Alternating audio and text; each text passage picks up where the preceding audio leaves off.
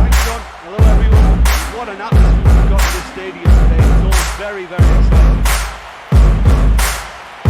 And the spectators rise for the national anthem.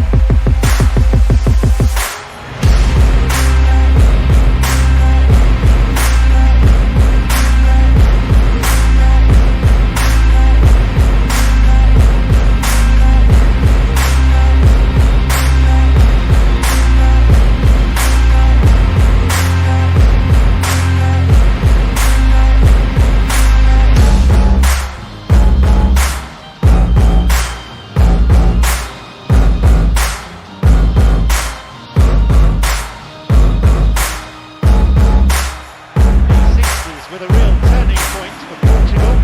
In those years they showed the world they were an emerging force in football. Yeah, many of the great Portuguese